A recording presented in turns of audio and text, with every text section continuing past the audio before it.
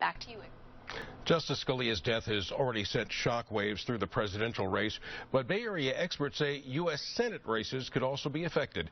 ABC 7 News reporter Sergio Quintana is in the newsroom with that part of the story. Sergio? Well, Eric, those experts say if the Republican-run Senate doesn't act on the president's possible nominees, it could focus attention on senators up for re-election. And this year, Republicans are defending more seats than Democrats. I, Antonin Scalia, do solemnly swear. As many memorialize Justice Antonin Scalia's conservative voice on the Supreme Court, President Barack Obama says he will nominate someone to replace him. In due time. There will be plenty of time for me to do so and for the Senate to fulfill its responsibility. Bay Area politicians and scholars are already analyzing how this will play out. Congresswoman Jackie Speer will not have a role in the confirmation process, but she knows the politics. It's a very tight wire that the Senate majority will actually be walking, because they could be seen as being obstructionist.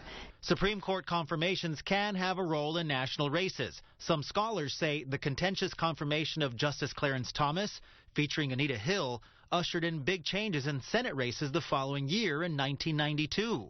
Many consider that the year of the woman. Senator Feinstein, Senator Boxer, Senator Mosley Braun all got elected. John Trasvina was a lawyer for the Senate Judiciary Committee back then.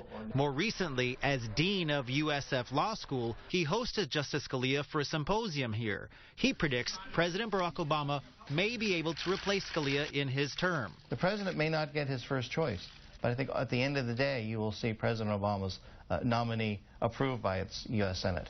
If hearings are set, the Senate can affirm a nominee by a simple majority. In the case of a tie, Vice President Joe Biden can cast the deciding vote. Sergio Quintana, ABC 7 News. The last 6 justices to be nominated all were confirmed or withdrawn in 87 days or less. The Senate took the longest to confirm President Obama's last nominee, Justice Kagan. The longest Supreme Court nomination took 125 days. President Obama has 342 days left in office. 11 justices have been confirmed in election years.